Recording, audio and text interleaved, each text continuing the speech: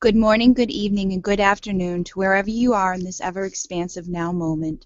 Welcome to the Pleiadian Blue Ray show with your host, Shamanka Natalie Alaya, Hello, everybody. Happy to be here. and myself, Bridget Rau. And today we have a special guest on with us. We have Claire Skies, who is a starseed and a channel. We're going to be talking about her journey and how she became such a powerful healer, channeler. I want to dive into who she channels and when it all started and things like that. So the best way to, I guess, get the ball rolling would to be have Claire give us a little bit of a background story on how this all began for you. Oh my. Am I on now? Yep, Yeah. you're on. Background story. Background stories are so much like onions. There's so many different levels and layers to them. Uh, I think that it started very early for me, just realizing that I was different. I think that it started that way for all of us. Um, but there was some connection to sunlight and to noticing the skies, especially the stars, different constellations, and just those moments of in between where you realize that whatever the world sees you as, it's really not what you are. You're something that's far more vast than that. Hmm. That was when I was young. And then just recently, in December of 2013, I had, I guess, a shamanic return, because it was a return to some of the things that I had experienced as a child. But that's really when the channeling started. Great. In 2013, there seems to be, I was going to say 2012 was a big initiation or time where it seemed after 2012, a lot of people were activated or, things got activated for them. Yeah, and there were a lot of people. For me, before 2012, there was a very uh, certain that I was sleeping. Not really asleep, but that I was sitting on all the knowledge and the understanding of what I was and who I was and what I had to offer, until we really reached that point, and people had decided, we're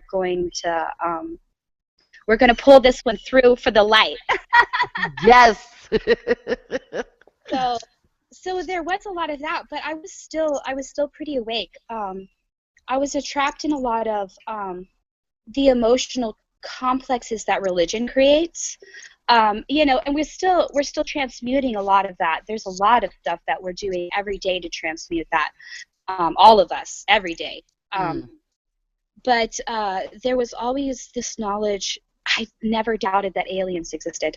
I've actually lost friends over it because they were like, "Well, these people believe aliens exist," and I was just like, um, "Well, so do I. That's kind of a problem." And so, but those things, we want every connection, but I've realized through a lot of struggle that people can only connect to us in the moments that they can connect to us, and when they can't anymore, we got to let that go.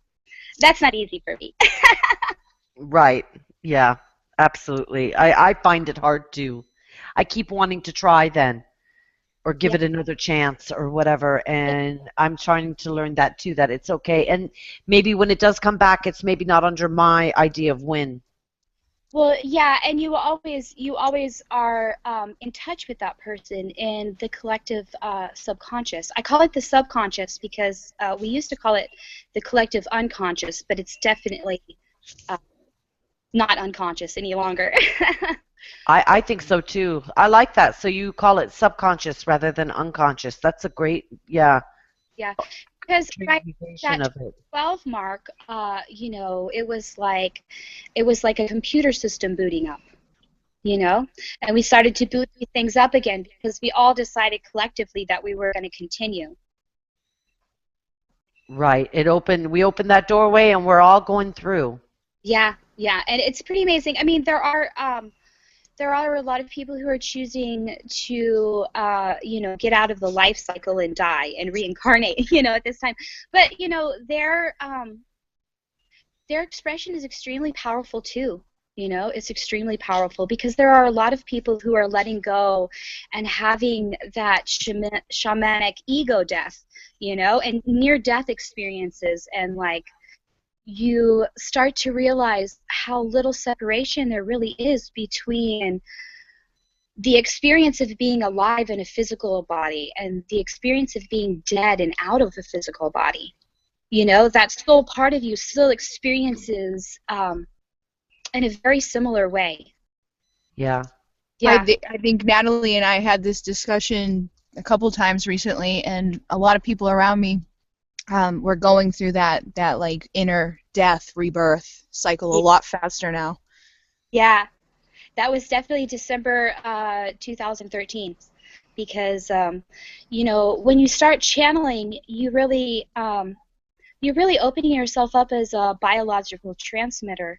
So until you learn to tune into specific radio stations, you get all the radio stations out there.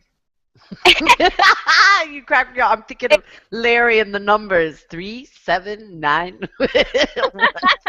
That popped into my head. Sorry, Claire. Oh no, channels get obsessed with numbers because it is part of that dialing. You know, you learn a lot of just your frequency from numbers. You know, because of numerology and just we're all mathematical creatures in the end. We're built on the Fibonacci. I totally believe that. I think, like, that we don't give ourselves credit for the amazing things that we do all the time without even thinking.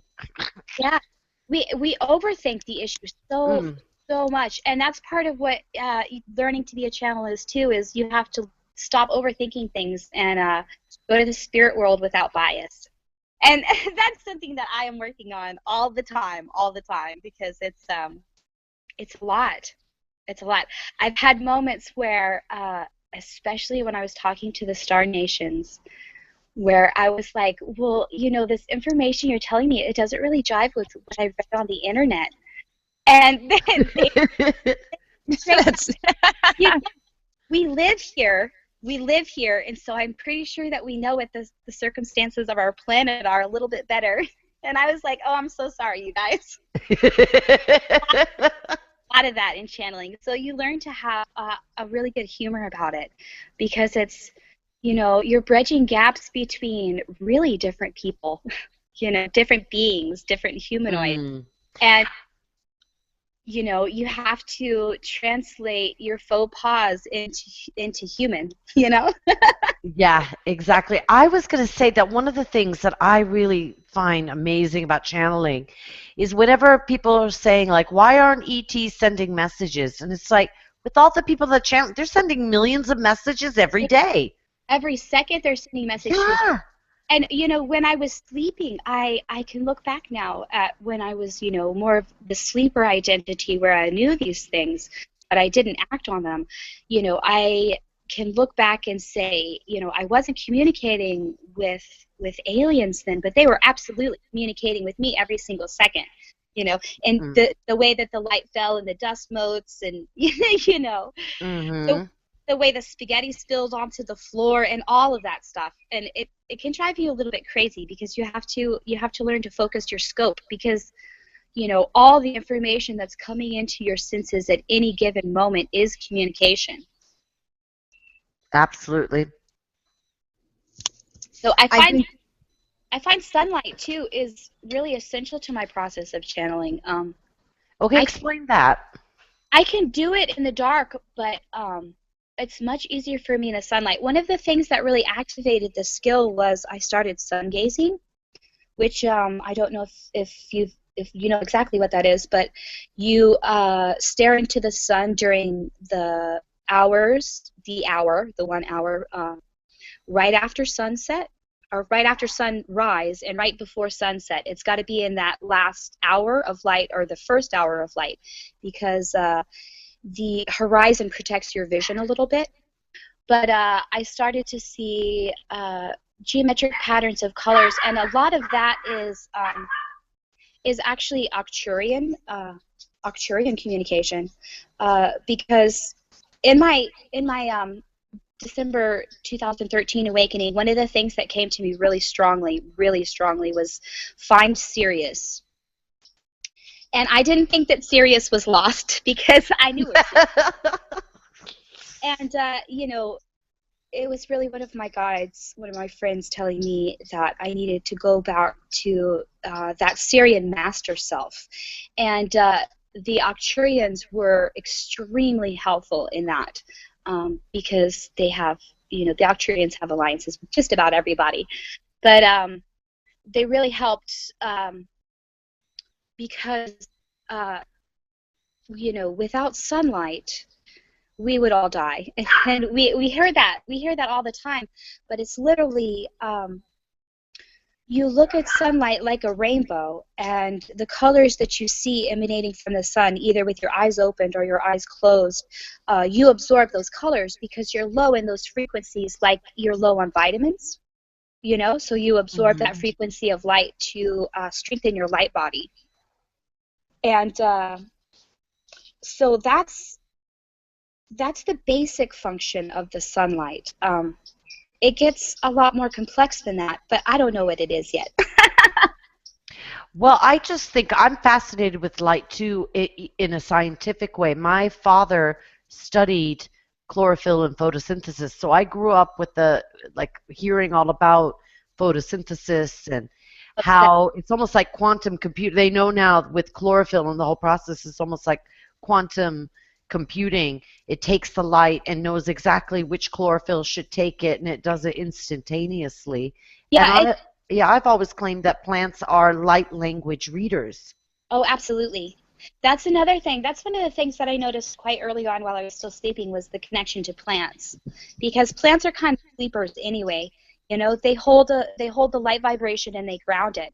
But you know, they have that group mind, so they're kind of like always in a state between waking and sleeping.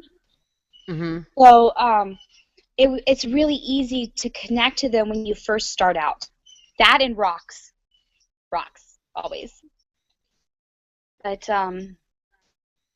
oh yeah, crystals are so easy to talk to.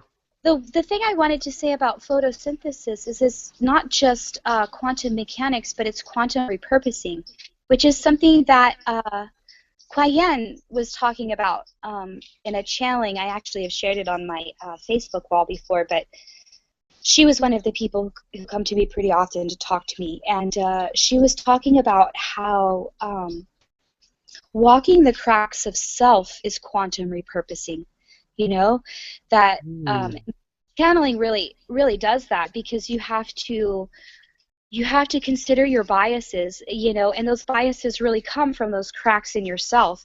And when you learn to stand on both sides of that divide of yourself, you quantum repurpose that into something that is a lot stronger, and you ground it. You know, that's really what all starseeds do. You know, that's what we Well, I have a really good friend who always says I'm creating bridges, and in a way that is like taking two parts, going between two things that seem so separate. Oh my gosh, bridges. Yeah, bridges, Bridget. Stargates. There was a lot during that shamanic awakening in December of 2013 about the Rainbow Bridge and Ragnarok, because I got quite a bit of that Norse in me, and they're such lively channels too. They're a very interesting bunch, very very different from the Star Nations, which is something that's really odd for me, because I didn't really used to think of, when I was a child, I didn't think of anything that I talked to as having a physical substance, like Star Brothers, because they're definitely, you know, biolocated. But it's very interesting to feel that out from a channeling perspective, because you always have that question, you know, is this just in my head? Is this just me? And the answer you come up with is yes. But you know, your head is this vast universe, and everyone and everything exists inside of it always. Can I ask you, is that a hawk I hear in the background? I live in Houston, Texas, so there's a ton of hawks over here. I live in the suburbs, but I think that might be a jay. Okay.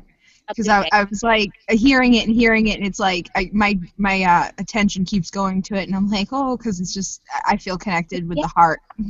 yeah. Well, that's totally channeling too. That's the cool thing about channeling is that everyone is channeling all the time. If you're existing and receiving information or putting information out, you're channeling. Right. Because you're creating inside the physical matrix well, everything that exists be created. So it doesn't exist before. Okay. Right. I always say like everything that you think is created, and it exists somewhere. Like even if it's just a thought, like everything exists somewhere in the universe. It's just that Yeah. your simple thinking it has created it. Absolutely, and that's one of those things that I learned from photosynthesis because it superpositions light particles, which means that That's it's right. it all out in every possible way that it could go. It spreads it all out and looks at every single one, and you literally do that in your brain. You like spread all that out. And then look at it and pick the one thread that's going to take you towards your highest good, whether it leads you to good things or bad things. Either you're going to go towards your highest good. You just might have to walk through a lot of mud to get there. How do you protect yourself when you're channeling? Would be my concern, or something that I've thought about It's when I so channel. because I don't think of it as protecting myself. Like I Okay. um mainly because for me the spirit and psychology are very highly connected. And one of the problems that we have in our culture is we protect our beliefs. We protect them quite psychotically, quite psychotic.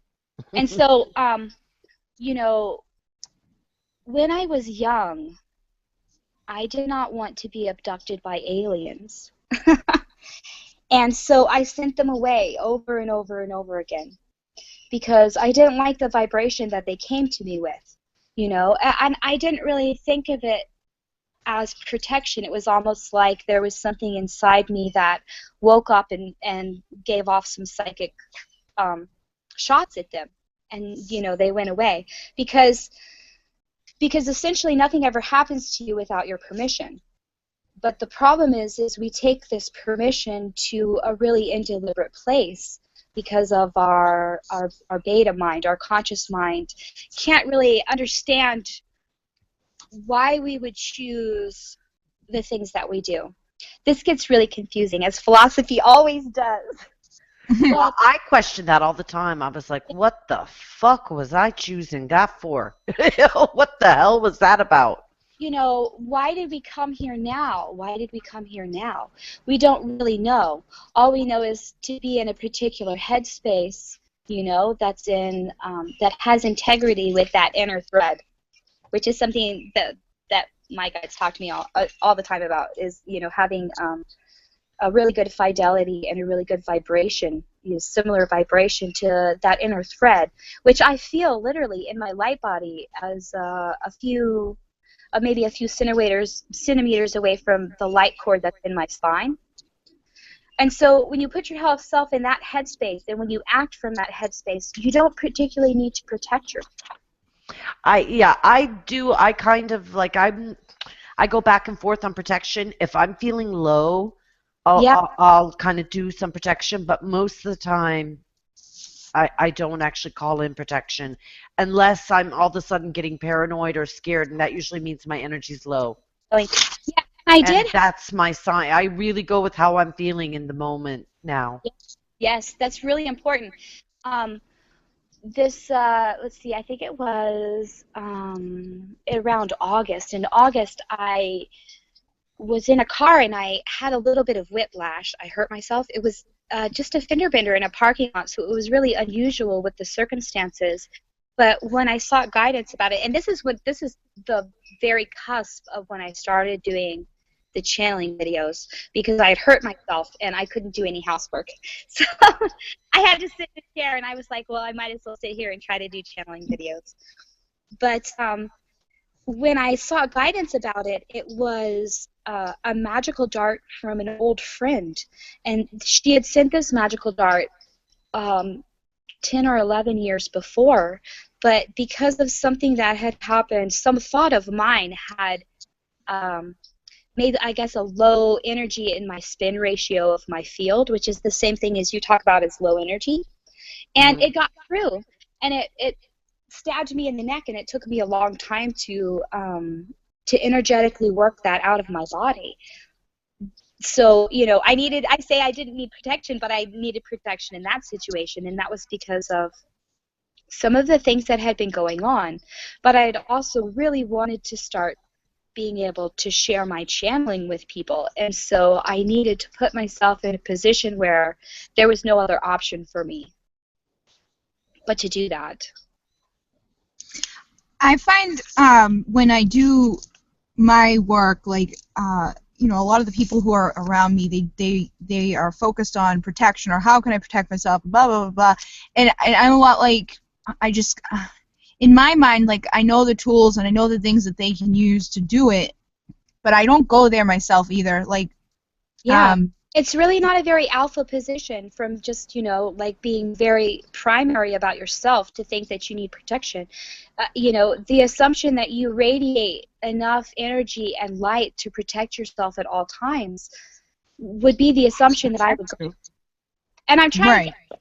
convince people of this because one of the first things I started seeing visually was the fields, and they're 25 feet out from your body. They're giant. They're Hmm. just huge. And your whole soul light, your whole energy, your spark of divinity is radiating through that field all the time. Right. Even in the Moon Key, when I give people the bands of power, they're like they want such precise instructions on how to use them. They're like, no, what do I do? Like, how do I act? And like, for me, it's like I just accept that it's there and that they're good. Like, I don't. You know what I mean? Like, I don't need to get into the nitty gritty. I think your It's intention like, is the most powerful part. it's like being in the current of the water. You don't need an intellectual explanation of how the current feels against your skin. You know how the current is going by Right. the feel against your skin, and you just move with it. And that's hard. That's really hard for people. That's really hard. But the whole situation that we created in the past 5,000 or 12,000, however you look at it, and all of that time, 10,000 years even, what we created in that time was these really concrete limitations, so these really concrete mental blocks, so that we could go really deep into darkness and bring it back into a really light place so that people could follow this pattern for the rest of the universe. Right. you know we're like this super testing zone on hard mode. I feel like that, and I don't know. Sometimes I think other people's input can affect my personal thing. Like if I'm not feeling well or something, or I'm like, oh, I just don't, oh, well, have you been protecting yourself? And then I'm like, no. And then I think about it, and I'm like, maybe. But even when I start going back into like feeling good, But it's just like with my bipolar. Like, yeah, I used to take medication, I'd start feeling better, then it stopped. I no longer take anything, and I feel okay. Like, yeah, yeah, because you eventually balance yourself. You eventually balance yourself out.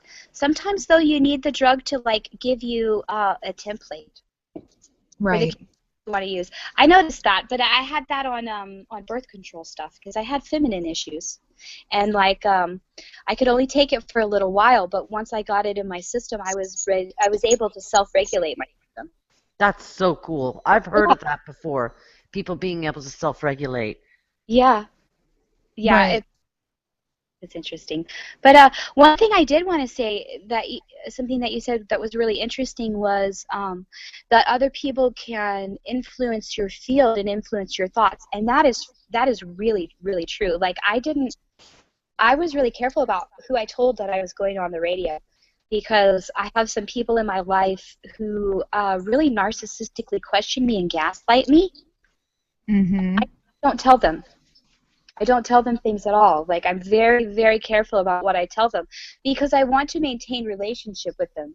And the only way that they understand maintaining relationship is by being grasping. And so I have Right. to be careful what I let them grasp onto.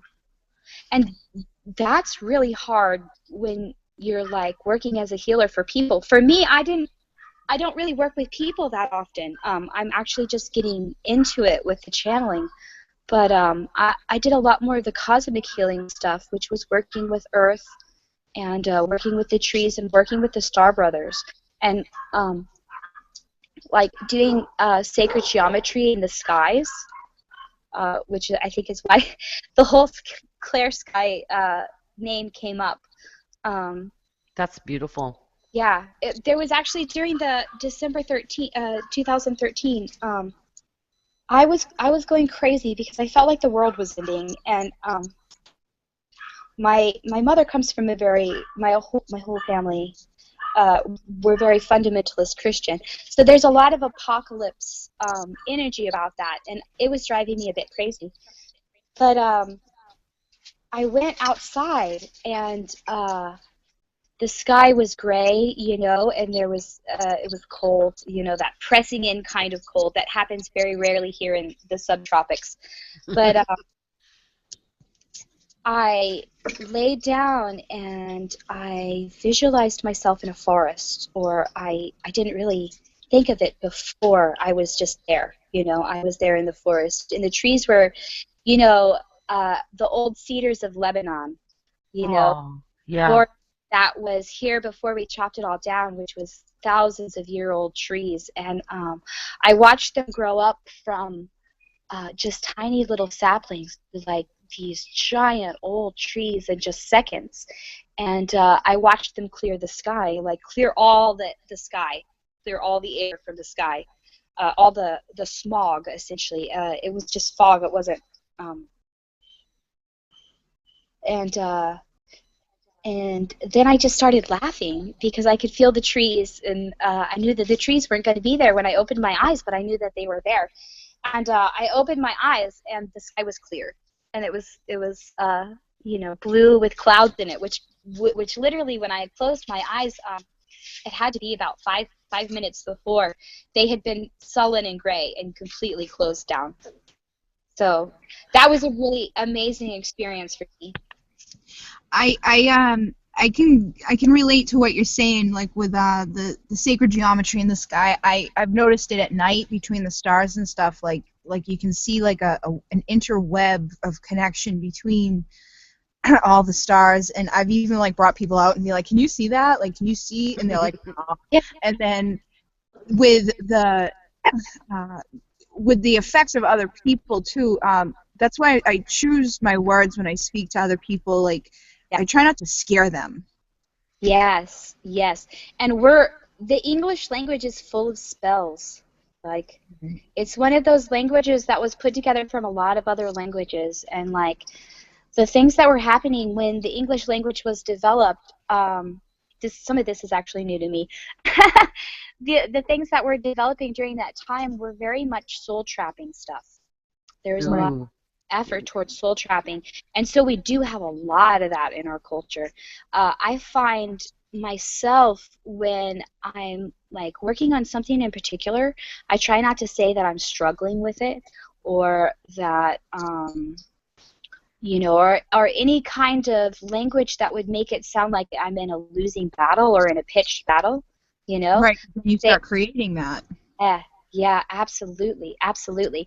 And when you do that, you draw a lot of the lower vibration life forms that are trying to experience out of that to yourself, because that's what you are as a starseed and a shaman. You know, you're literally a doctor or a healer who's trying to heal communal and social ills, and we forget that our community is not just the physical beings that we see. Mm. It's Right. much wider than that.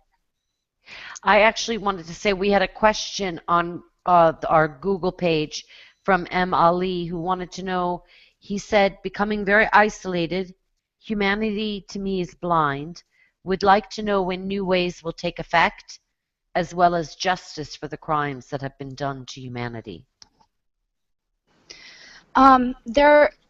They're always taking place. They're taking place right now. But the thing about justice is when you start looking at justice, you start weighing scales. And when you start weighing scales, you realize that you're on the scale. Mm. And that's when the new ways start coming in. Because you realize, that by believing that, let's say, George Bush has the power that he does, that we have to do the things we do, or we can't do them, even, by very strongly resisting these things, uh, we attract that, because that's the only way to step through the fear. I had this channeling, one of the first ones I did at the beginning of this year, and they literally said, when you look at the world, you see nothing to fear. Because if you see something to fear, that fear is going to come to you to give you the opportunity to step beyond that into your own power. Now, do you notice? Because I've noticed like there's like an inner knowing, and it's hard to express to other people how to utilize like what you're saying, like stepping away from words, and I tell people like make your affirmations like it's now, like it already happened, like I am happy, I am healthy, even if you feel like shit, to Yeah. start bringing in that new vibration. But it's like Yeah. there's And more than that aspect to it, and I don't know how to like put it into words for other people to get them to you know understand. why you can't put it into words yet? Because No. we haven't created it yet. Because that guy who just asked that question, he's in the process of creating it. He's in that dark night of the soul where he's figuring out the literal steps to take for his area, his bubble, and his community, and his Sangha. He's literally going through all that pain and struggle to be able to put those steps out for the next person that comes along. And Mm-hmm. broadcast that and ground that, and it's very hard. And that's why we come together and support each other, because Mm-hmm. everyone who's broadcasting light, even when they're in negativity and they're suffering, because that is really a part of transmuting to the It light. is. We do have to experience it. I don't. Yeah. That's the bravest part of being a light worker or being a starseed, because you're literally taking that darkness to yourself and saying, it's okay, I understand you, because I've got this darkness inside myself, but here, look at this light. Look at Mm-hmm. doesn't that make you feel fluid? Doesn't that make you feel able to be something other than your being right now? And Right. that really helps people to move along sometimes.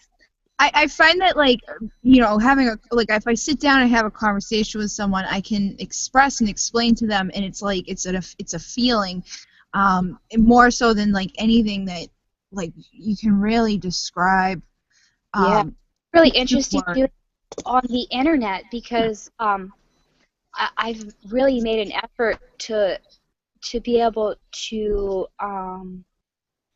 transmute the profound things you say in conversations into linear text.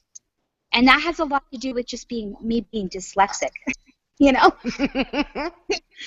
Yeah, that with everything. So it's like I have this skill, where I can turn these symbols and these images and these vibrational feelings that we can feel when we're building bridges verbally with each other, and kind of turn them into more text things, which is amazing to me. I'm amazed by that. It's still shocking to me. Who's your favorite channel? Like, who are you channeling? You said you had some Syrian Um, channelers, but who are you feeling like you're really connecting with right now, or who wants to come through tonight? uh, well, I've been chanting a little bit this whole time. Yeah, well, yeah, I could Yeah, tell. I am sure Bridget could Right. too. You could feel it.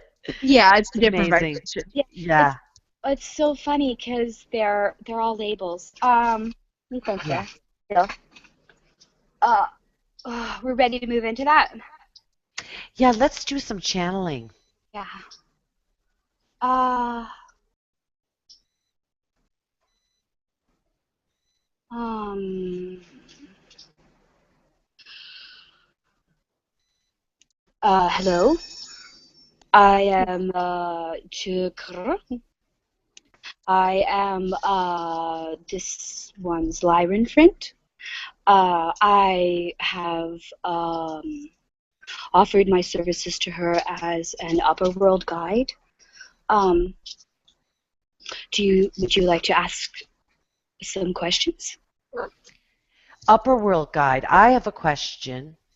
Yes. A lot of times when I go to the upper world, it seems like there's always ceremonies going on in the upper world, like around like fire, and I see it in temple, but very kind Yeah. of like mixed people. Like you'll see all different people coming together to do Uh, these ceremonies. Can you explain a bit about that? you come to this place of ceremonies because this is your particular obsession and joy. Mm. You communicated the rights to this one. The upper world is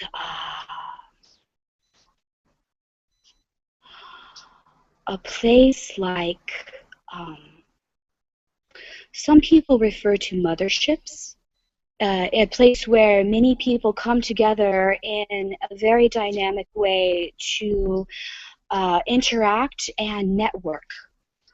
So what you're seeing is people coming together and networking. And you see these beings as mostly human, but they are not.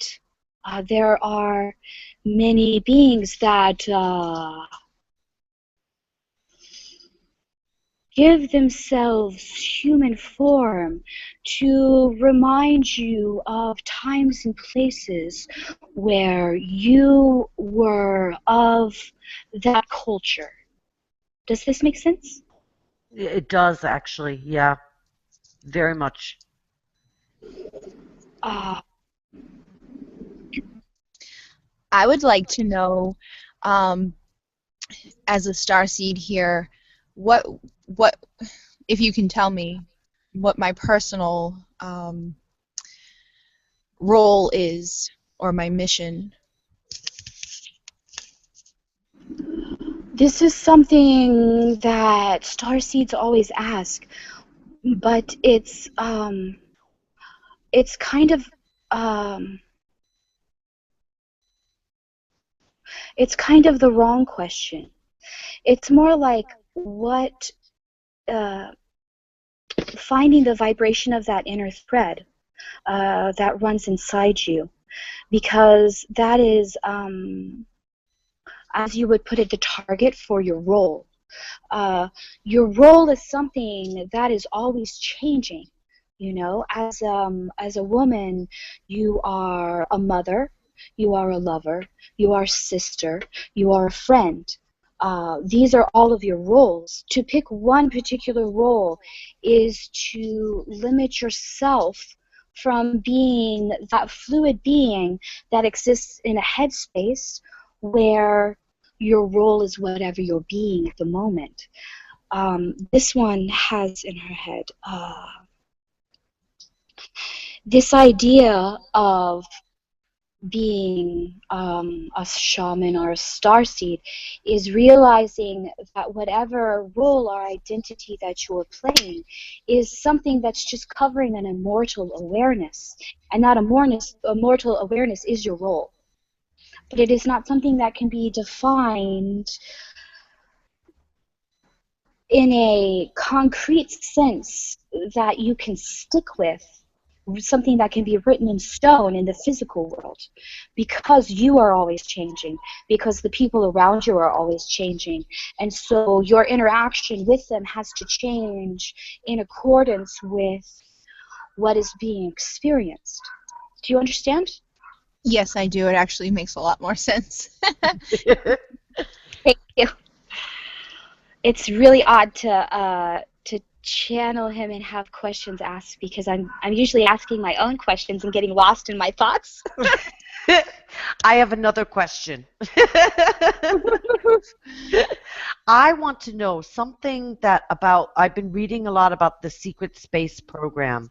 Now, I'm at this point right now where I don't know if I trust anything or what, only what, like, what resonates. is there there seems to be a lot of disinformation about the secret space program going out right now, There, you know? there is a lot of disinformation. Some of the things that you're looking at is you're looking at two different timelines, or Oh. perhaps multiple timelines when you know you're never looking at two timelines. Yeah, I know. We're having inner talk.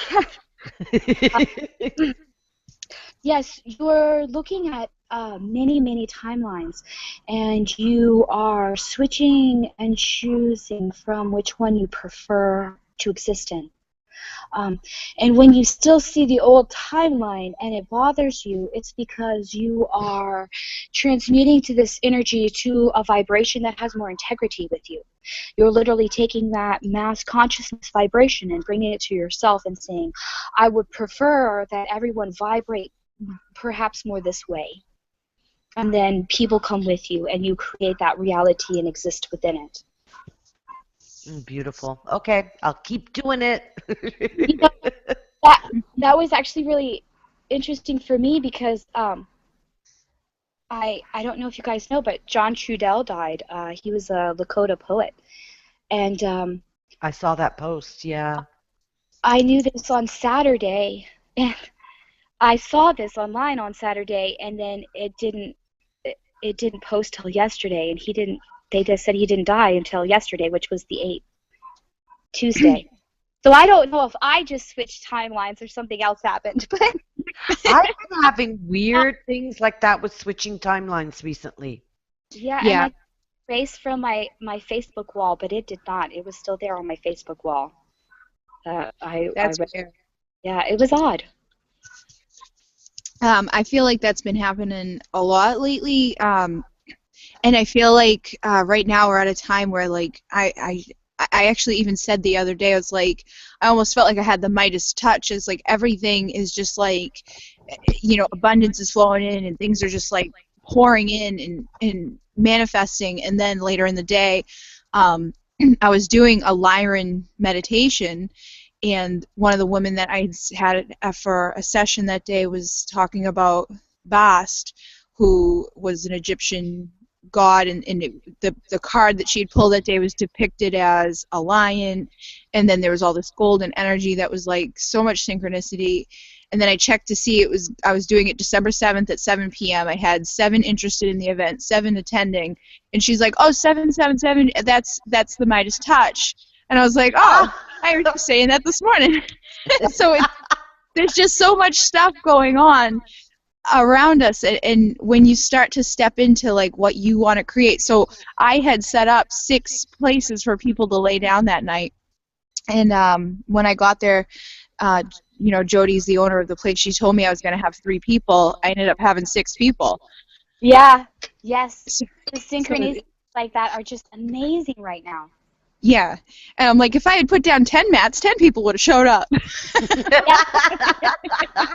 But you didn't want 10 people. That was too much. Right. Well, with me, it was 7, so it worked out perfectly because there was 6 of them laying down, and I was the 7th person, so it was just another 7 to the 7 stuff. I just wish things would speed up a bit. I really do. I'm getting a bit frustrated.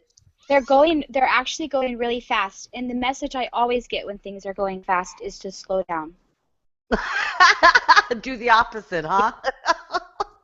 Yeah, because the other thing too is that you're grounding a frequency, you know? So when the hecticness of everything else is all speeding up, it's like you in that still place inside of yourself, you really ground that stillness so that you don't get into a pendulum swing. The other day I was getting ready to go out, and I was like, slow down, slow down, slow. Like, it was just going over and over in my head because I needed time to slow down. It felt like everything was just, like, I woke up at, like, 5 in the morning, and all of a sudden it was, like, 11, and I was supposed to be somewhere in 10 minutes, and I was just like, please slow down. Like, the Yeah. inside of me, outside of me, everything just needed to slow down. I'm like, can we please just rewind time a little bit? Like, So did it work for you? Were you able to rewind time? yes, and I was able to get out the door within. It's so weird because if I don't look at the clock, I'm able to do it. If I Yeah. look at the clock, I can't. Yeah, part of that is just introducing doubt. because whenever you look at the clock, you introduce that doubt that, oh, well, maybe my perception of time is flawed and I need that ticker to Right. tell me time is. But really, time is all yours. I have been able Exactly. to stretch time. I've seen, well, time stretch and then time speed up, definitely. Yeah. Mhm. I stopped wearing a watch years ago, and that really freed me. Yeah, Yeah. and I could feel it in my energy field too. I could feel the watch in my energy field. I did not like that. I think that's why star seeds interfere with the watches. I know, like myself, a lot of my electronic equipments and things like that mess up, lights, phones, computers. But Yeah. I've read about the watches just stop working. It's because we're like timeless beings. We can't be put on. One of my friends, I say she's running on Jody time because we hmm just can't put on this linear time. Yeah, it's very hard for me to do that too. One of the things that I noticed though about the whole time thing that put this into that time loop is that frantic feeling. And a lot of times that frantic feeling is us as empaths connecting to mass consciousness and transmuting it for them. Mhm. I found a lot with the electronic dysfunctions that a lot of that is because people haven't realized how interconnected they are with mass consciousness and how much they're actually transmuting from other people into something that's a little bit cleaner. Mhm. How did you deal with the like now I don't watch TV or the news or anything, and I was home and I started feeling really sick on the day that there was like the Paris stuff going on. Now I'm well aware that there's constantly stuff going on, but when the thing happened in Paris, everybody's attention was brought to it and the whole world was like, hmm. So I feel like I was totally affected Yeah, inside and outside by it. yeah. Do you know how is it that we can, because I wasn't aware of it until someone told me, "Oh, did you see what happened in Paris?" And I was like, "No." But then I was like, "Oh, is that why I feel like shit?" How can we put up Well, like? part of that is that's not a random thing. That's like you felt bad in that situation because some of the thought forms that you're transmuting into that's your mission here to transmute into something better were aggravated by that. That's like your spider web, and your spider web was, there was Trigger. motion on, yeah, there was motion on your spider web, but that's because your spider, and with the Paris thing, there was a lot of that was a lot of soul trapping stuff. Not all of them are, but Hmm. with uh, with France, it's a very magical place, and there's a long history um, of of not liking Muslims. Uh, and so part of that is because you're trying to heal on a cosmic level, and that one of those things that um, that I guess it's almost like a portal that opens up to allow you to deal with. Hey, you guys, go somewhere else. Go somewhere else. Go make the sandcastle elsewhere. The nice thing is I can edit this part out of my videos because they're all showing up. Mine's We don't mind. still on here, but what?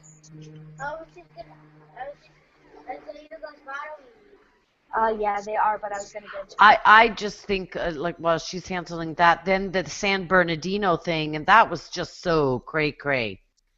Right now, Natalie, Yeah, did you? this Conflicting things. too because didn't the shooters change? Yeah, it was like three men, and I heard three men first when I first heard about it, and then all of a sudden it was like this 90-pound woman and her husband. Just like, Well, yeah, okay. that brings up another point that I wanted to mention about part of the reason why I feel like things were so affected to me with the Paris.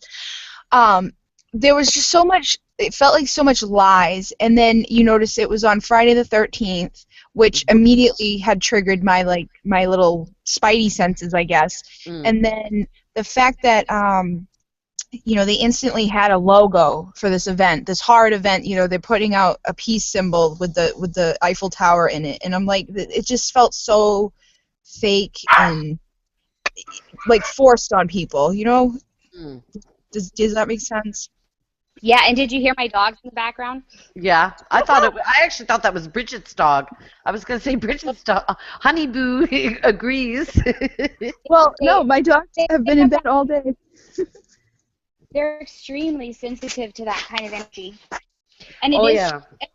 you know, you just know at a certain point by vibration whether it's soul trapping or not. And I don't know, you know, how deep false flags go, because I'm pretty sure that people die during them. I know that people die Oh, during them. I do too. I agree. Some have. There are definitely people dying. You can feel it. Yeah, Oh yeah. I think they die too. I just feel like it's planned. I think it's planned by others than say ISIS. Yeah. Okay. Hi. Go away. Don't touch it. Hey, at least I'm not the bad one today, because usually it's my dogs that I'm running away from. They, Yeah. It was really odd for me because one of the things that one of the skill sets that has been with me for a long time, and it's one of the ones I'm more uncomfortable with, is being a death walker. And Wow. when you're like that, you really can feel people dying, you know, and you get visits from people, and I've had this skill for a long time, and I don't even know exactly what they are, because the divine part of you is instantly in the other universe, though it can, you know, come into this universe and embody just about anything. But yeah, see, I don't know. I'm wandering off into territory that I feel uncomfortable because I don't know what the integrity is in there. But you can feel those people, and you can feel their dedication to soul mission, you know? It's incredible. I don't know. It's No, weird to talk about death. yeah. Death No, and sin. you're cutting in and out a little bit, Claire. That was really odd. I don't know what that was Yeah, there about. Am was I? a disturbance in the force there. the dead Um, people were speaking. they they they're really careful about what they share. It's very true. Uh, but yeah, there is a lot of that. The most important thing, it seems to be, about false flags is just seeing through them and seeing the different vibration in them. Because I can actually follow the threads back to, like, a lot of ours go back to the Native Holocaust. But you can trace those threads back to the particular situations that caused them, or that they correlate to. I don't know if it's causation or correlation. Yeah. I also think too that there seems to be that, like, I don't know about the spots they pick or where they pick them, but that seems to have Oh yeah. some implication. Whether, you know, Yeah. it just, I know there's something about that. You know, once you start seeing, Bridget, you were saying that you were seeing geometries in the sky. Mm. Yeah, Yes. once you start seeing those things, you see those patterns everywhere, because those are, like, almost like the crystalline structure of reality. I am. Thank you. She brought you guys some flowers. Thank you. Oh, thank you so much. Okay, thank you. And so it is really significant where these things happen and where they're decided to happen, and the specific moments that they happen at, and that's kind of why they create these portals, and it's almost like, they're portals that you can take and say, you know, we've learned this lesson. We don't really need to learn it again. And that's part of what being, I guess, educated starseed is about. You know, being able to recognize the lesson and say, we don't need to repeat this lesson again. We've got it. It's hard sometimes because you want to add your own bias to it, and the death of channeling. Bias is the death of channeling. Yeah, Right. that's interesting. You were talking about that before. I'm fascinated with that about the biases because it can be you have to do a lot of inward investigation to really see your biases. They come out just like sometimes it's like a pattern you don't even know you have it, or it's even ancestral. You inherited Or it, it's a bias. blind spot, and that's Oh hard, yeah. blind spots. Yep. Yeah. But I could channel probably another person if you guys wanted to. I'd Okay. love it. Yeah, go for it, Claire. Uh, do you want to ask some questions in specific about the Syrian system or the Palladian system? Are just some interactions? I've been actually drawn to the Syrian stuff lately a lot.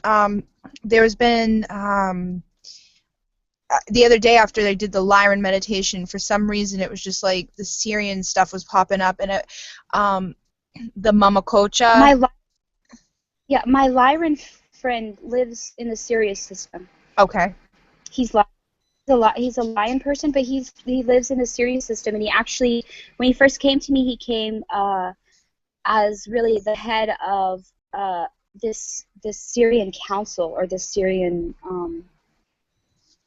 trustee group that was talking to me. Okay. And then we developed like individual relationships. So there is a lot of connection between the Lyran stuff and the Syrian stuff, because the Lyran system was pretty much destroyed.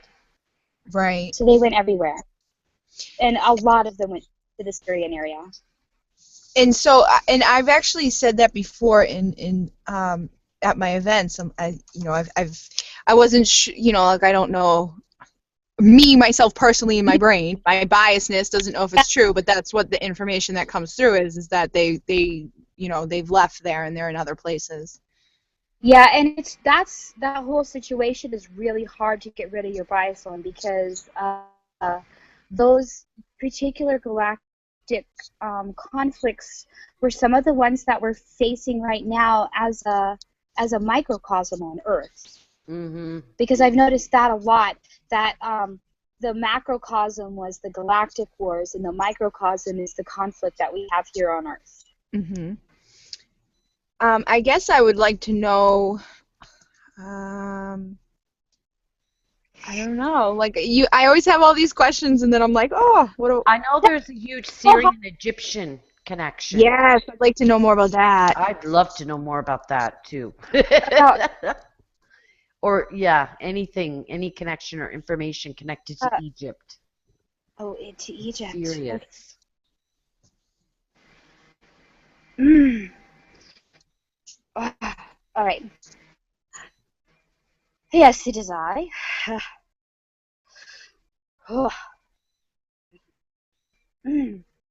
You want to know about Sirius in Egypt, but you cannot disconnect Sirius in Egypt from Sirius in Egypt and Lyra. There are so many Egyptian gods who were Lyran and Syrian, as well as very many of the star races, Pleiadian, and even what you would call Anakai. These are the bird people of Orion. There is so much stored in your own memories about your own times in Egypt. You should explore these caverns yourself. This one, she was watching a video on the pyramid codes and connected to this wisdom keeper.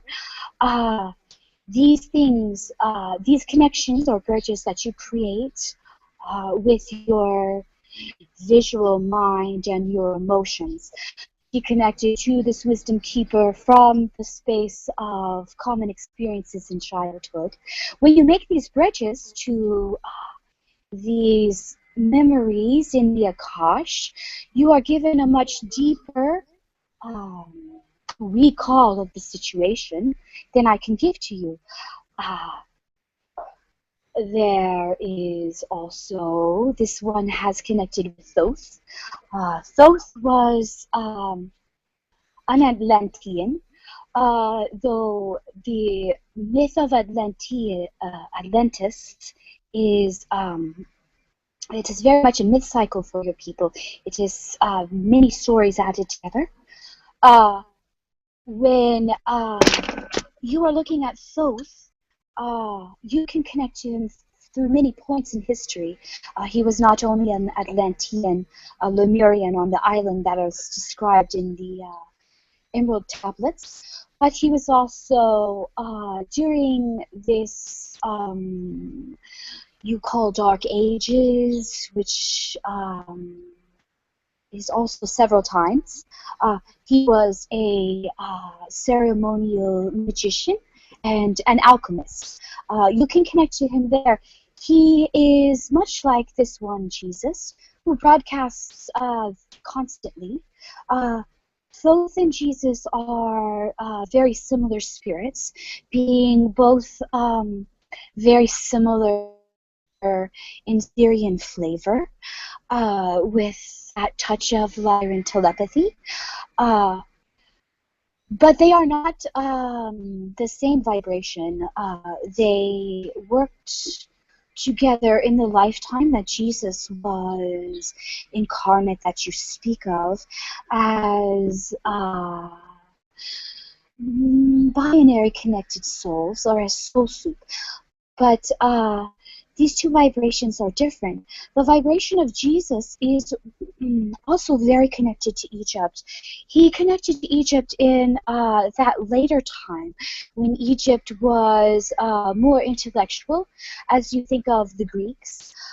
This too is connected to this place, France, and to the situation that happened recently with this attack of death and lives.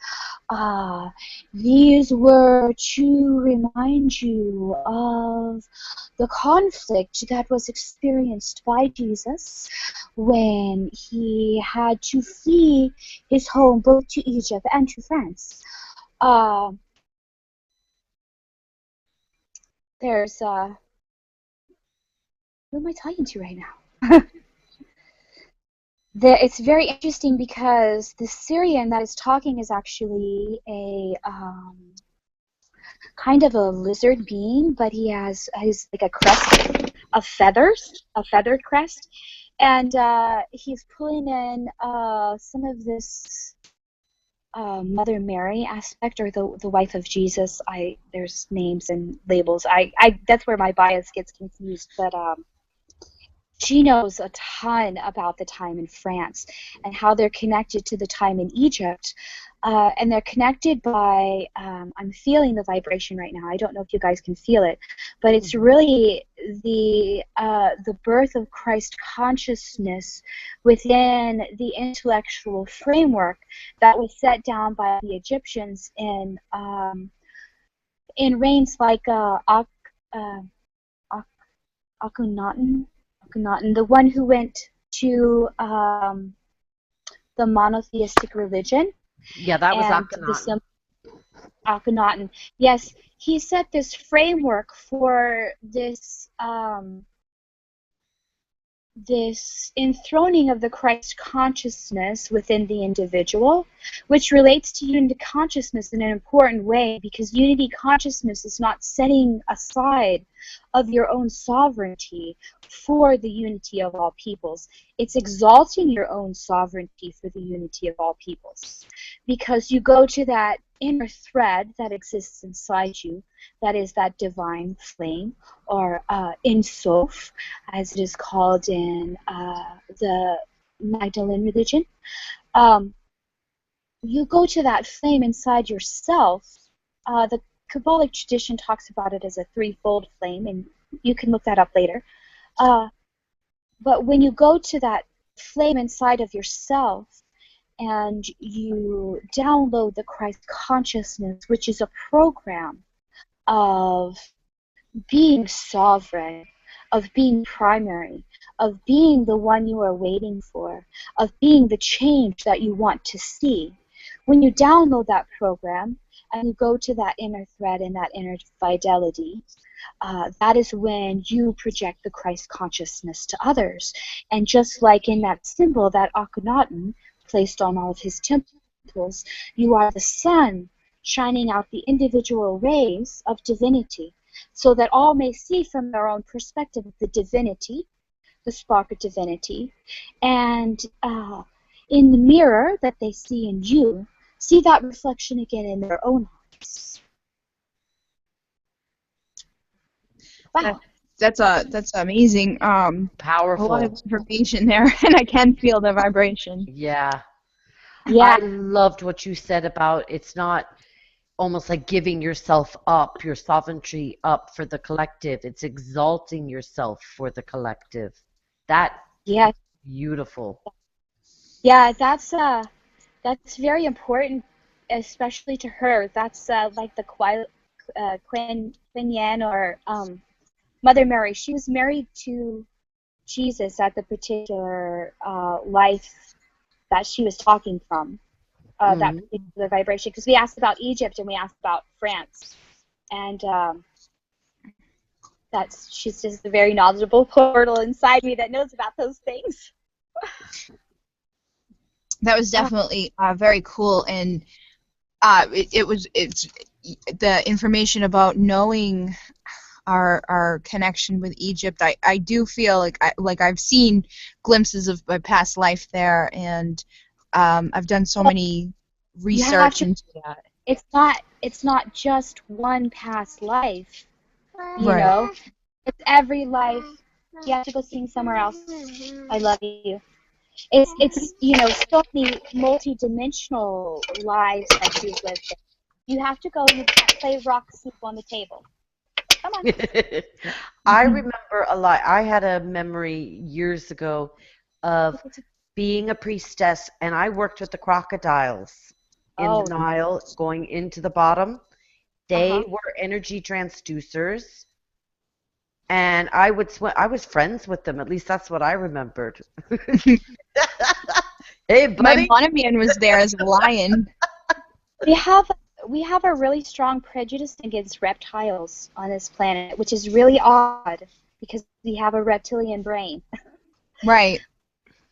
I don't feel that. I like snakes and all that stuff, and Mm. and actually, in my beginning of the awakening stuff, when I was researching into the different star beings and like my blood types and stuff like that, I actually have a lot of reptilian traits, like my low blood pressure, my low heart rate. Like you find they correlate with not only star seeds but reptilian characteristics. Yeah, and the reptilians are really spiritual and really powerful here because this planet is very sacred to all of their races.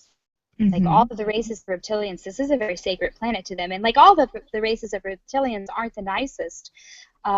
We give them a lot. The more scary ones, we give them a lot more power than we should just by our own thoughts.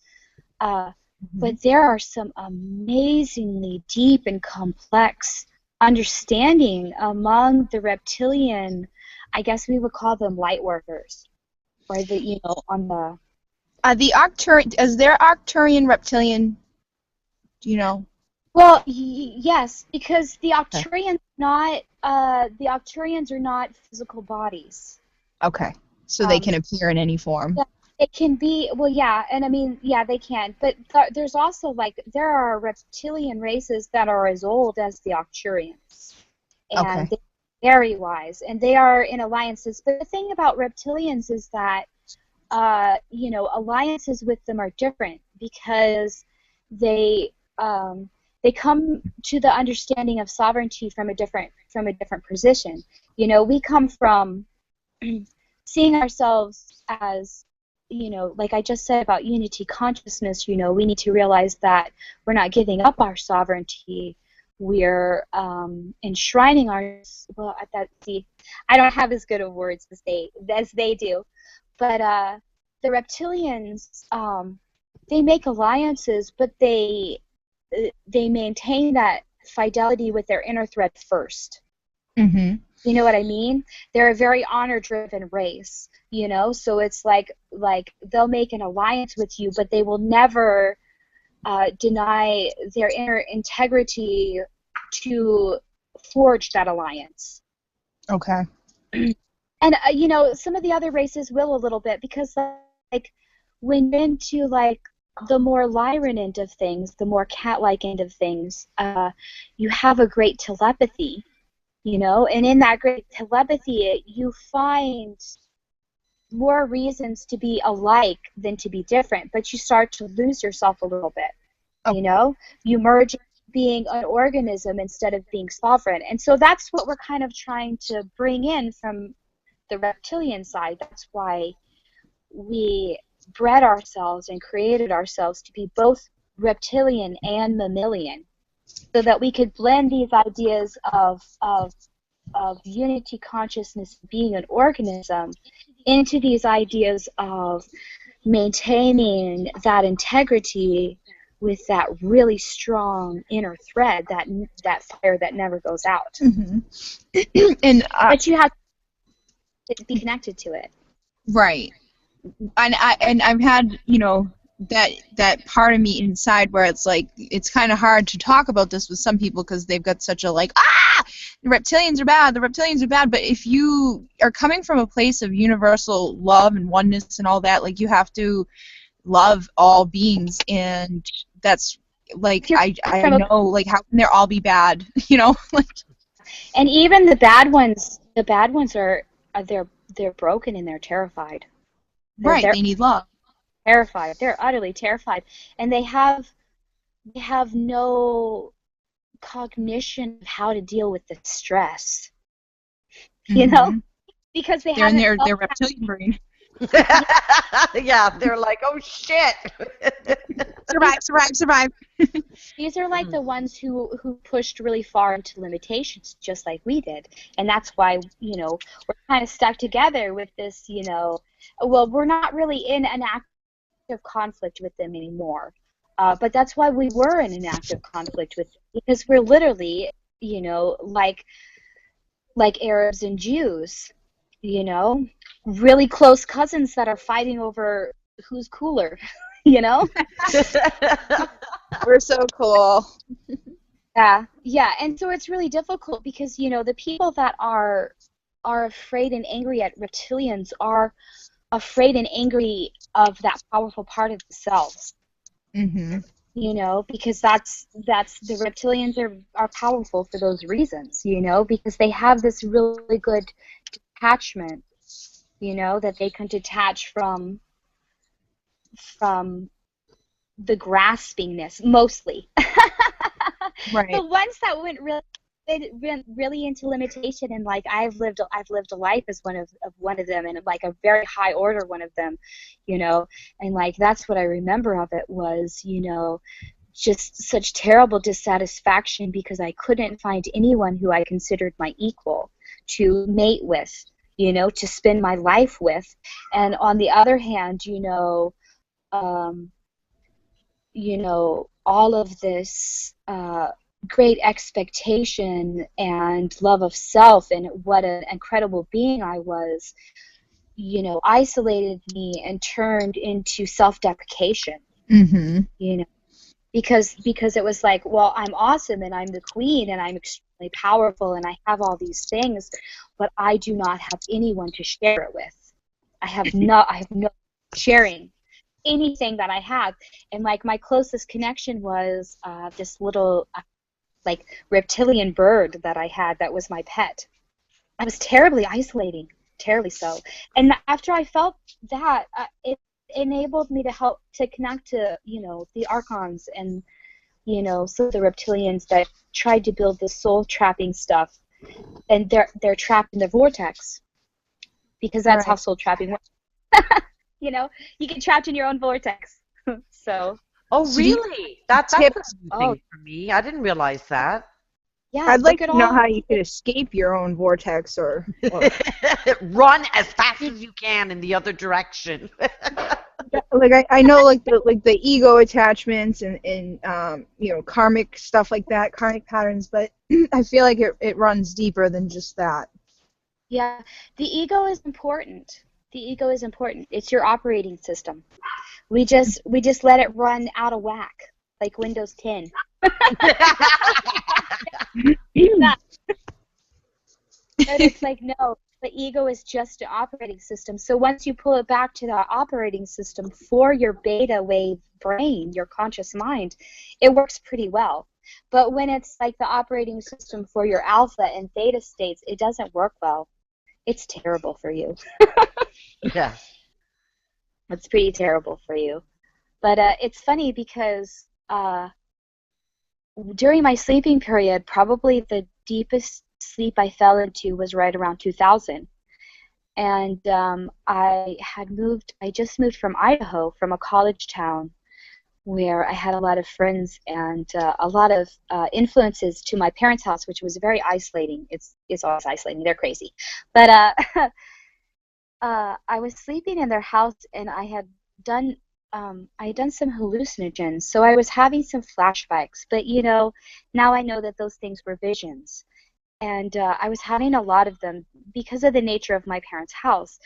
And at this one point, I had a friend from Idaho come down, and this was a guy that I feel like brothers with because we grew up together. And we stayed up talking late into the night, him and me and my sister. And I fell asleep on my stomach with his arm on my back. Like he was laying on his stomach over both me and with his arms over both of us because we were like his sisters on top of the blankets, of course. This is the South, so I have to.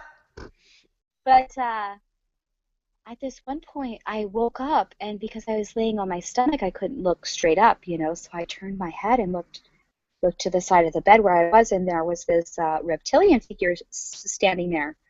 And she was dressed in these red robes, and like a nun, like a red wimple, and the headscarf, and these almost like Jedi, but it was all this deep blood red.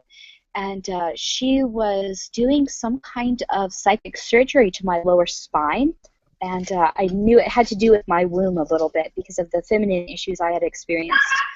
And I was almost immediately terrified because my dog's been. Hey! Your dog's like, yeah, I was terrified too. They've got this on the other side of the fence, but I was immediately terrified, and then because it was my parents' house and because of the things I had seen in my parents' house, and then that feeling immediately went away, and I got the feeling that I should not have been able to wake up because she had put me in a sleep, but because of her and I, our past relationship, I was powerful enough to wake up and see her and experience being with her for a moment. And I just rolled over and went back to sleep, and she finished up what she was doing, and I barely remembered it the next day because I was saying all those things were crazy flashbacks then. But she was one of the first aliens that I physically saw. And she was a very great healer, a very great and old healer. And this other time I saw I would describe her as not really gender. On the female side of things, they have more genders than just two. But she was like a rainbow praying mantis. And she did some healing on me when I had the magic dart hit me. So it's really interesting to me that the species that are perhaps the best healers are also the ones that are so unusual to us, and we view them, with suspicion. And I think I heard before that the praying mantises are great doctors and psychic surgeons. I've heard that a few times from different sources. I was really surprised, and so was my dog. My little dog was really surprised by her. You're a doctor? Like, she was like, what is that thing that's there but not there, and why is it filling up the entire bathroom? But yeah, so it was really interesting experiences, and it's really awesome to be able to talk about them because I don't even really talk to my husband about them.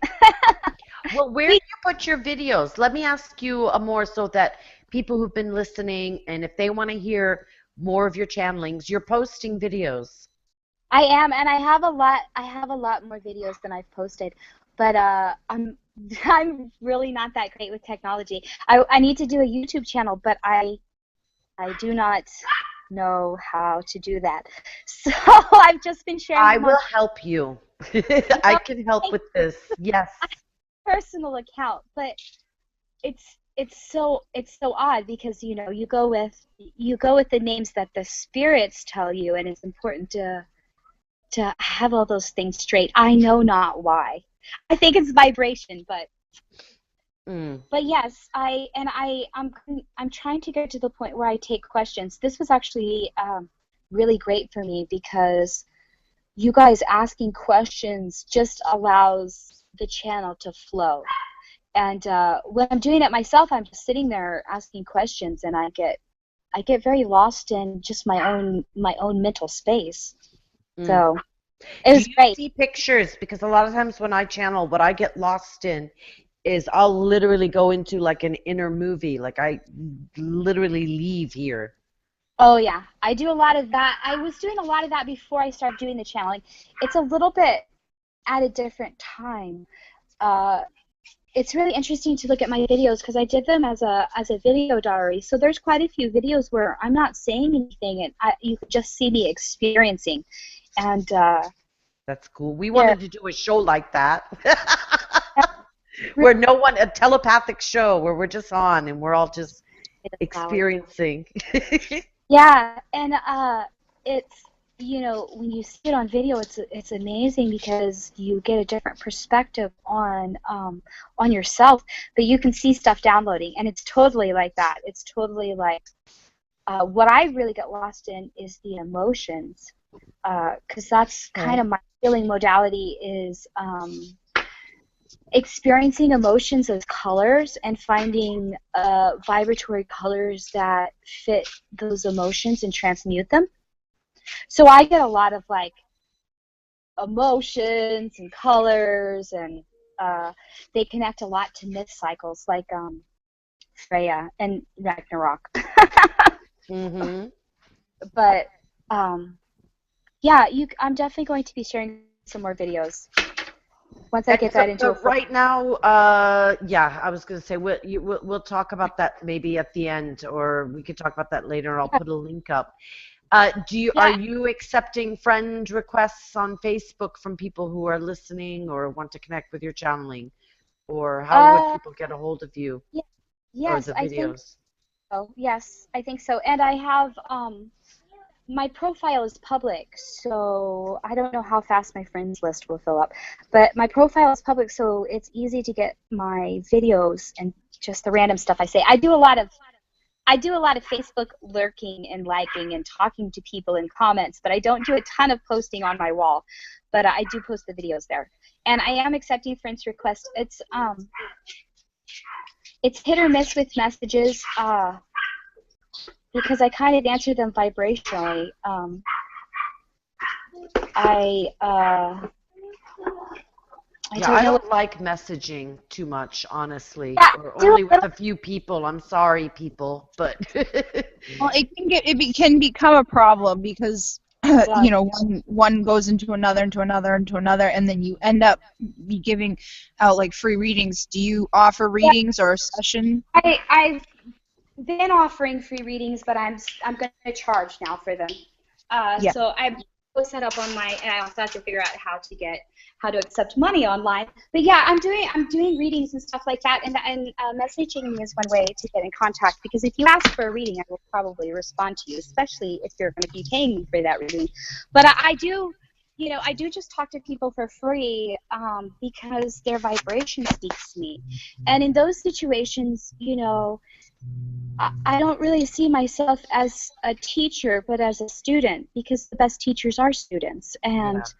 you know, when I talk to people for free, I get so much information myself, you know? So I'm really open to co-creating things together because there's so much understanding I've gotten from other people's questions because we're all walking each other home. Right, right, and it is true with the vibration. There are some people you can do that with, and then there's some people who will try to take advantage of that. So And it's hard to, you know. it's not being taken advantage of. Is I've got strong boundaries, and people get hurt, you know, because the thing about doing readings is that you're telling people things that are in their blind spots, you know, and like you have to have a lot of humility, and you have to have a lot of understanding, you know, and I don't know where I was going with that. Hey, this is what happens a lot on this show.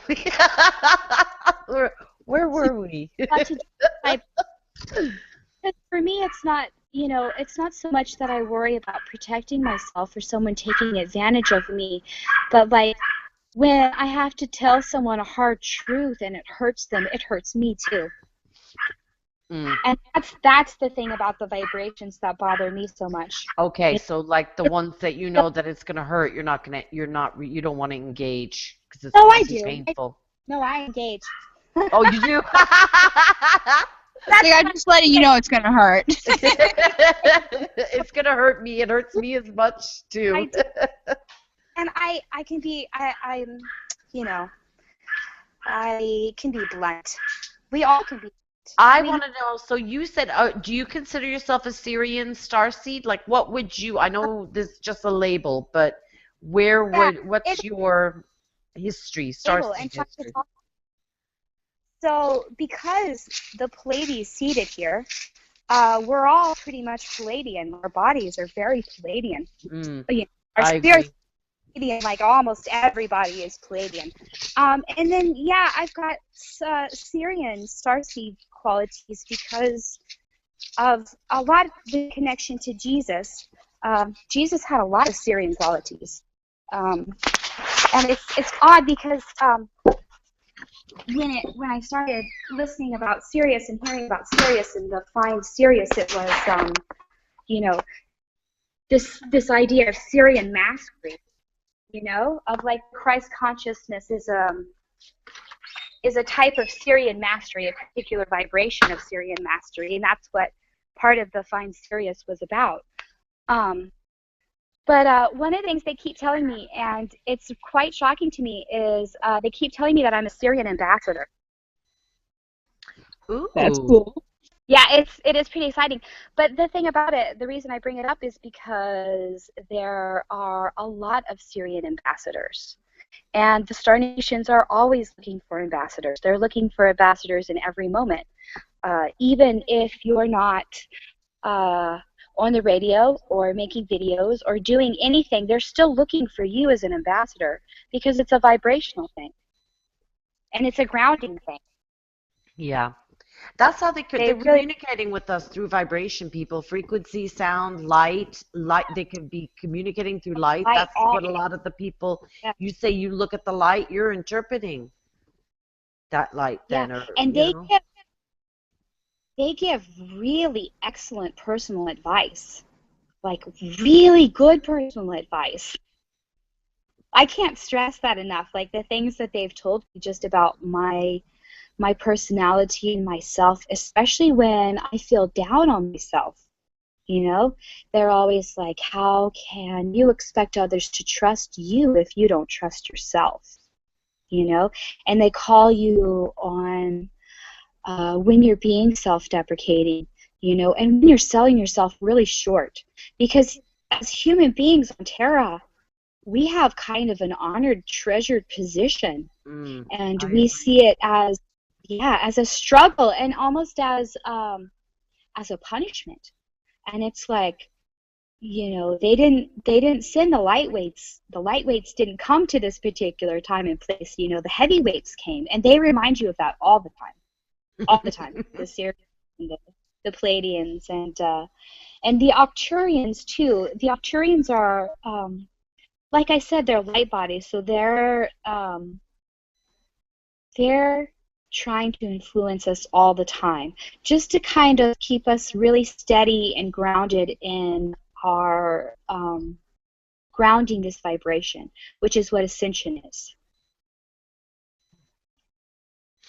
Yeah. ascension is grounding the 5D energy. At least that's what I've gotten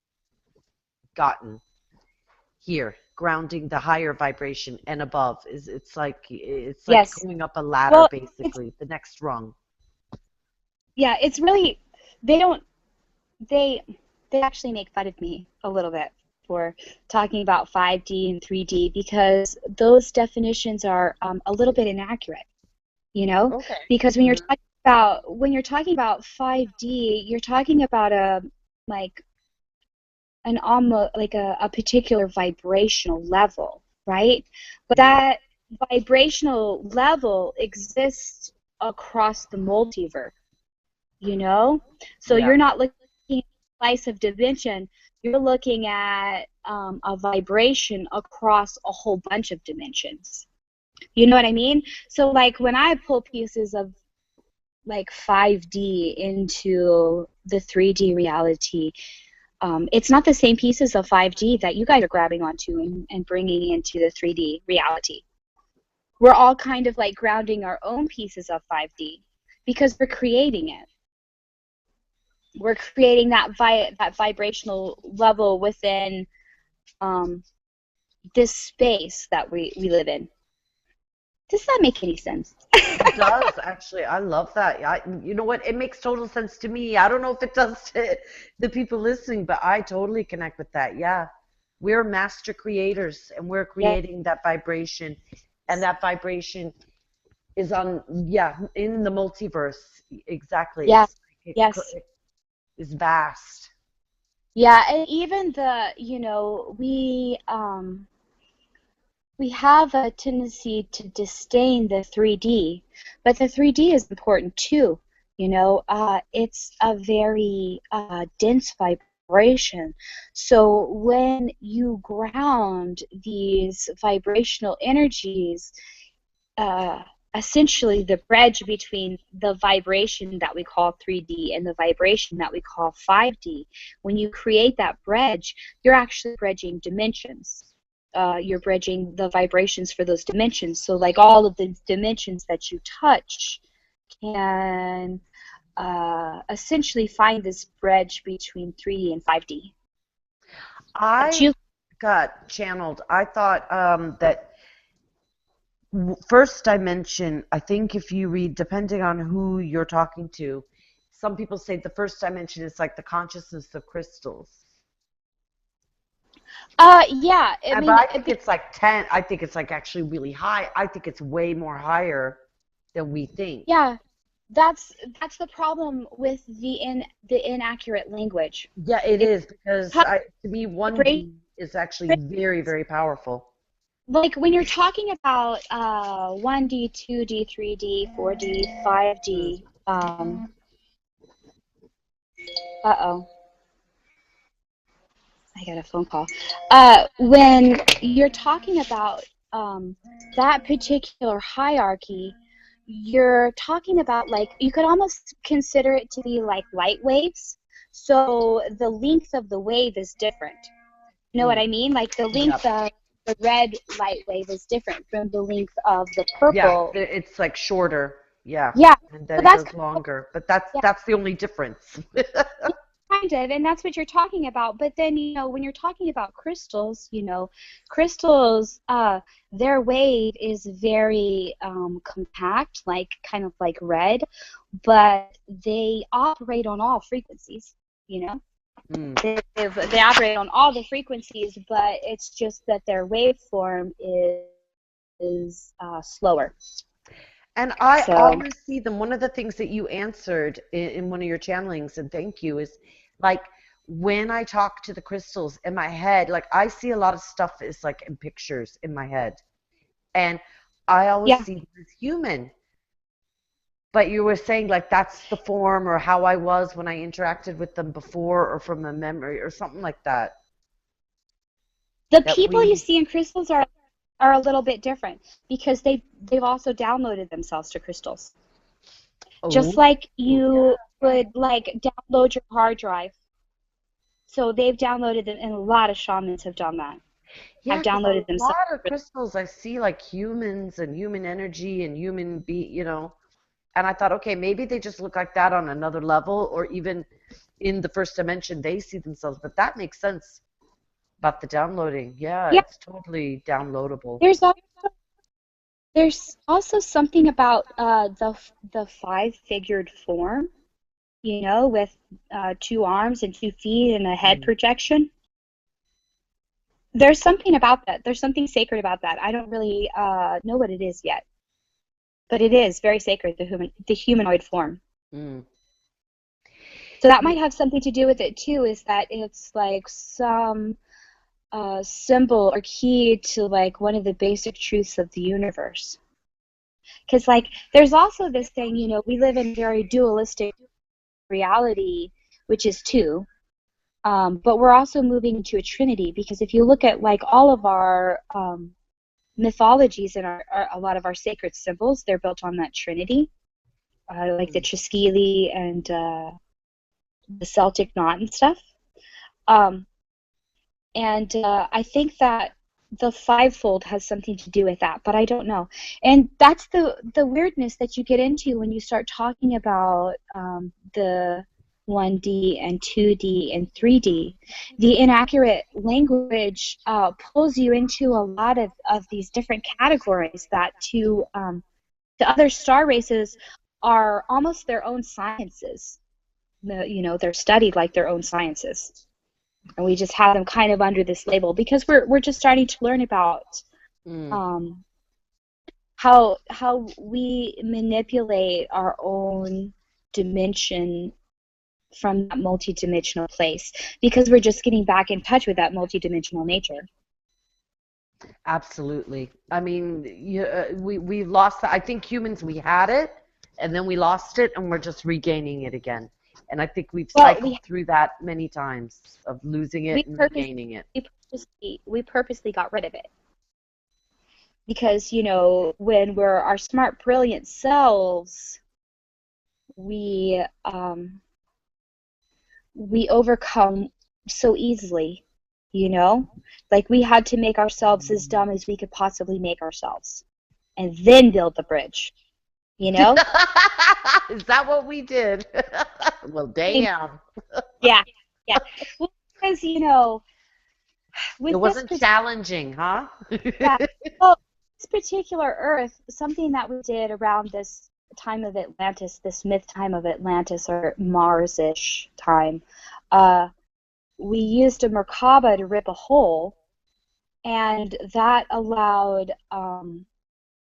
like lower dimensional beings is still a little bit inaccurate, you Mm. know, but it was to beings that were not quite as advanced in their understanding of how to manage and manipulate their own emotions, essentially, in a really simple way.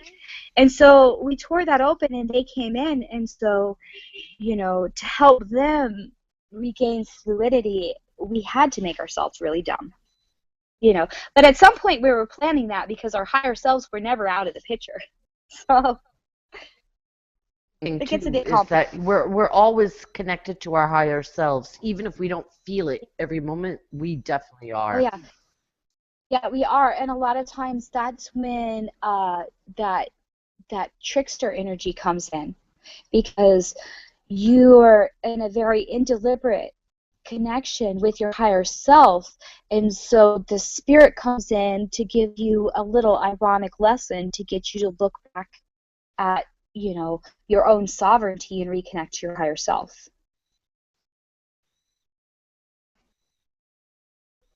Yeah, very cool, Yeah. very good stuff. I I wanted to think we're add, gonna start to wrap up because I know I'm getting tired, but it's been yeah, fantastic.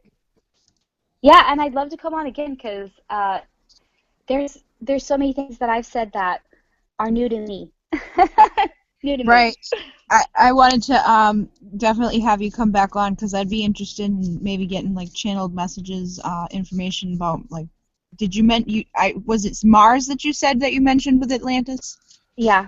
Yes. Yeah. Okay. So I'd like Yeah. to know. I know that's probably like a whole other show. So. Yeah, we'll definitely have Claire back because you really bring some wonderful information in channeling through Claire. Well, Absolutely.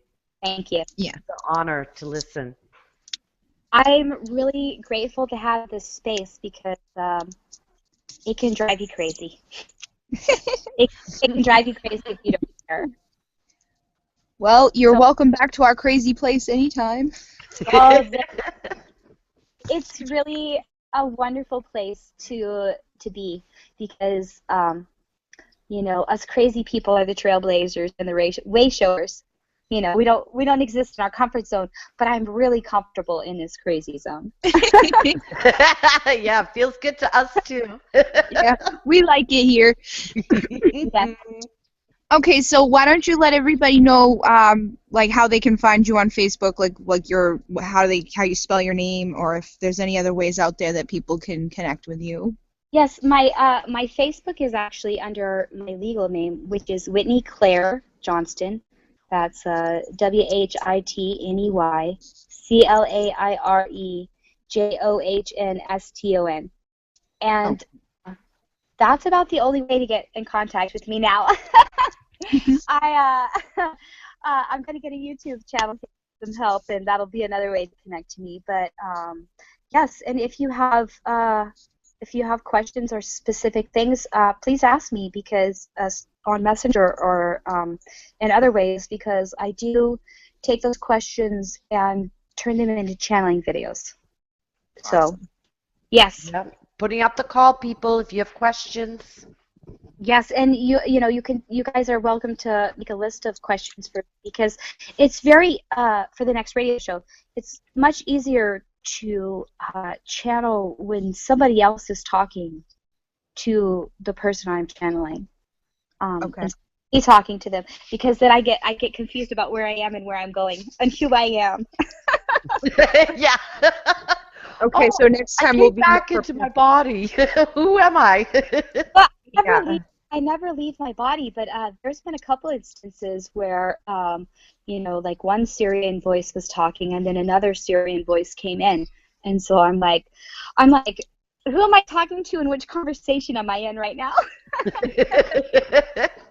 But it's really cool because in my channeling, I'm definitely in my body, and that was one thing that was a little bit frightening for me. Is like I didn't want to. You do have to give over control, but you can have varying levels of consciousness while you're channeling it, and that was really interesting to see. Right, and I that was one question I did mean to ask you because I know some people who do channeling, they say that they're not aware of what messages are given and stuff, but I feel like whenever I do channeling, I'm well aware Oh yeah, of the message. yeah. Like, I remember vividly what happened. Yeah, I think um, just because we're grounding more the vibration of channeling, and so it's easier for you to run the theta waves and the beta waves because when you remember it in your conscious mind, that's your beta mind. That's your Okay. consciousness in your beta waves. And then when you're like channeling, you're in alpha and theta. Those are a little bit different, but they're very small differences. I'm still Okay. figuring it out too. But yeah, it's totally normal to be conscious while you're channeling. People Okay. 'Cause live I did in have like experiences where other people like they don't remember and stuff, and I'm like, so am I really channeling or am I just making this up or what's going on? And then the other day I did one, and at the end I realized like when I started bringing people back into their body and I said become aware of your legs, I had sat for an hour and 10 minutes with my legs underneath me and I couldn't move them. They were completely asleep. So I feel like I do somewhat leave, but I'm still completely aware.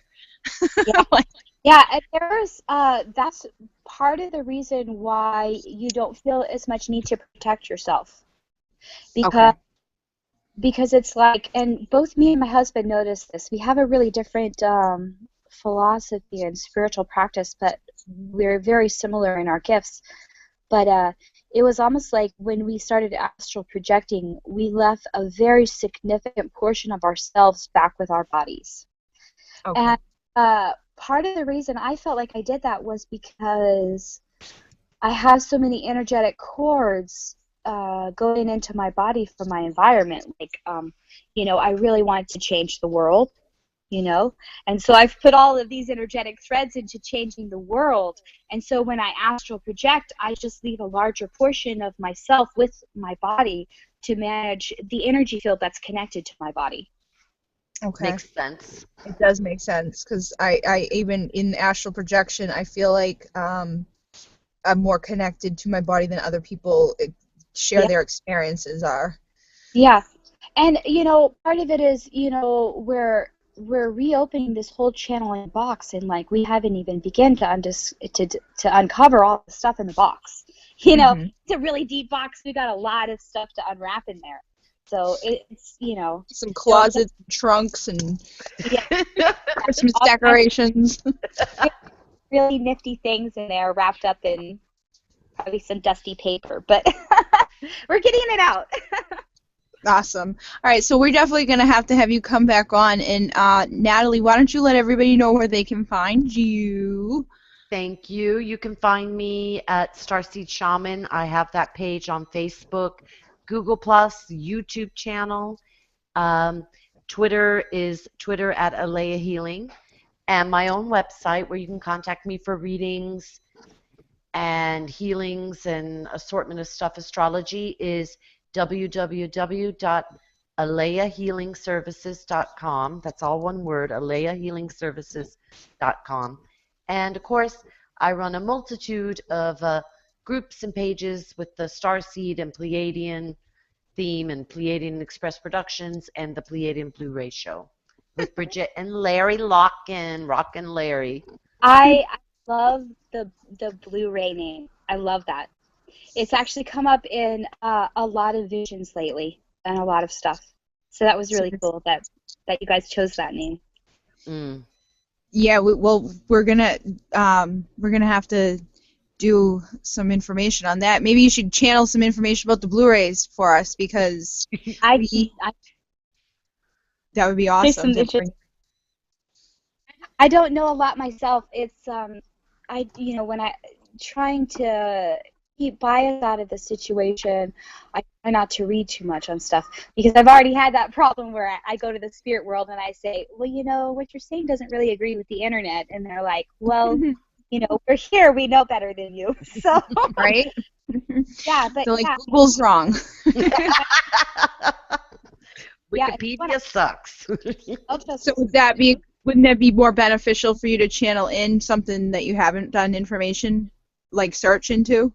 Yes, absolutely. Like the thing that when you asked about Egypt and France, I didn't really know any of that, and I'm more comfortable with that.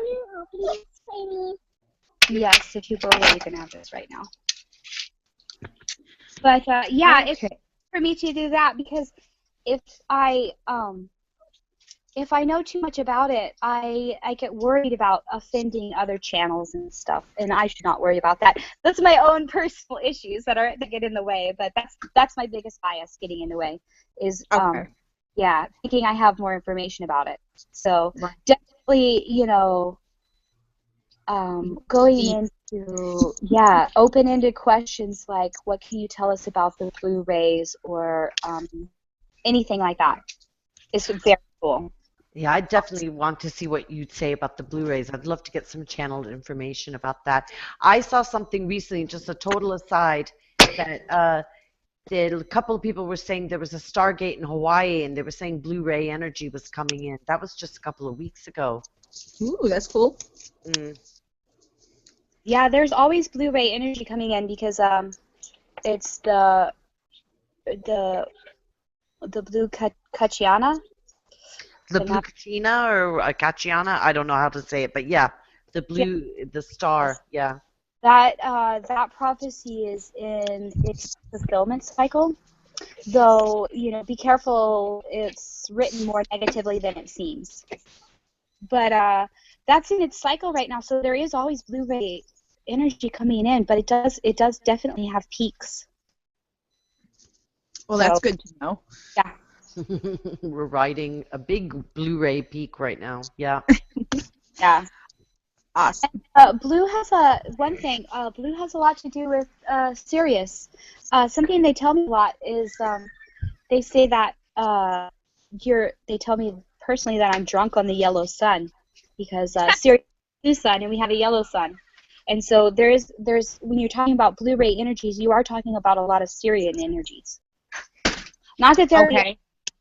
not that they're the only ones at all, but Well, that does make sense because I've had a strong connection with the Syrians, like, and what we were talking about earlier with, like, everyone being Pleiadian, like the first thing I resonated was Pleiadian stuff, but then as I've been doing more work and more work, the other ones were coming in, and I've actually said to people, I feel like I'm just a collection of energies from, yes, Sirius, Lyran, all these places. oh yes, yeah.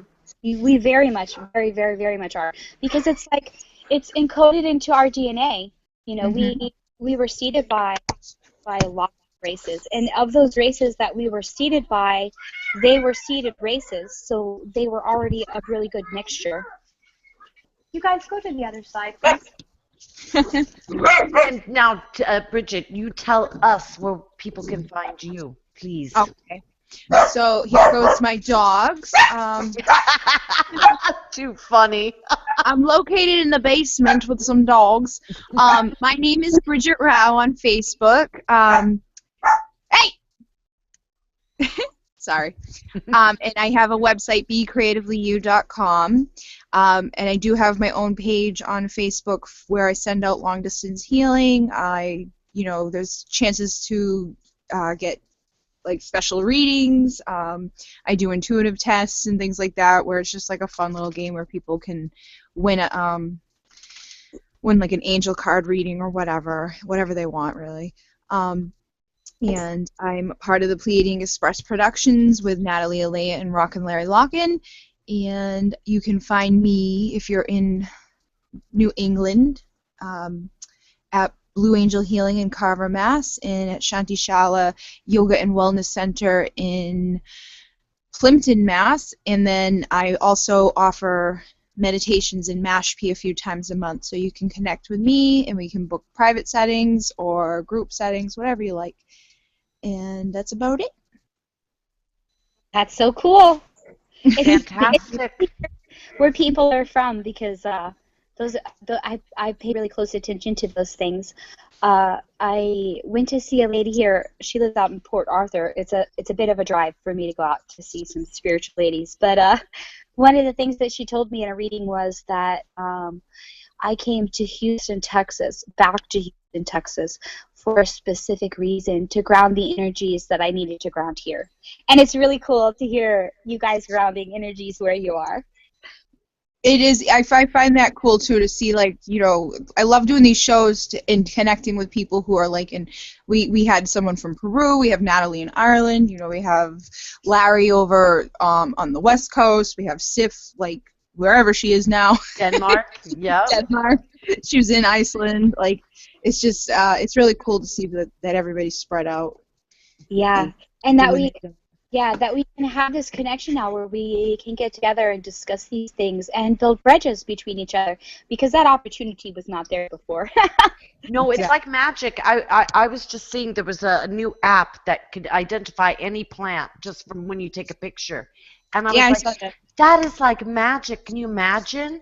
There's so much knowledge now at our fingertips that it literally is like magic. And you know what's always been really interesting to me since my shamanic awakening, I was realizing how very much our brains are like a smartphone, and Definitely. we can just speak to that inner Siri, or that inner higher, and it's not even your higher self. It's actually your innate light body, and say, what is happening in this situation? What is this information? What is going on with this person that I connected to 20 years ago? What's happening in Paris right now? And all of this information just pops up to you. Just pops up to you. And if you can do that, you can absorb languages that way. You can do just about anything. It's amazing. Cool. I can't wait to have you back on again. And I really enjoyed it, Claire. Oh, Amazing show. Thank you so much. you guys. Yes. I had a whole time. Thank you so much. And Natalie, can you book with her for private messaging Oh, yes. for the next show? Okay. Yeah. Awesome. Okay. So thank you guys for listening. Have a wonderful night. Bye. Bye.